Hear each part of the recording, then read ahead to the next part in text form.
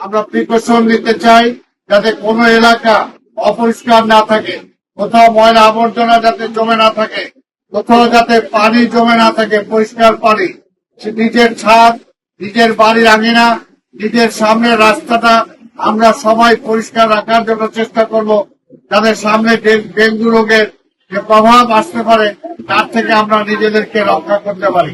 আমি আর অন্য কোনো বক্তব্য দেব না। আমি সাংবাদিক ভাই বোনদের সহযোগিতা চাই।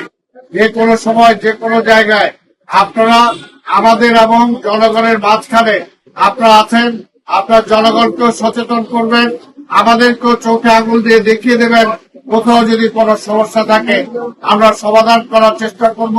পাশাপাশি কোনো জনগণ যাতে আবার সেই সমস্যাটা ক্রিয়েট না করে সেটাও আপনারা খেয়াল রাখবেন, সেটাও জনগণকে চোখ দেখে আপনারা দেখিয়ে দেবেন আপনাদের মিডিয়াতে।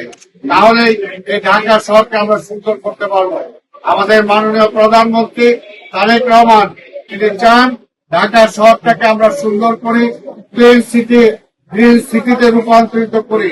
সেই বিষয়ে আমি আপনাদের এই ধানমন্ডি এলাকার যারা বসবাস করেন আপনাদের সবার সহযোগিতা চাই। ধানমন্ডি সোসাইটি সহ অন্যান্য যারা আছেন সবার সহযোগিতা চাই, যাতে এলাকাটা সম্পূর্ণ ধানমন্ডি এলাকাটাকে আমরা পরিষ্কার পরিচ্ছন্ন রাখতে পারি। আপনাদের সবাইকে ধন্যবাদ।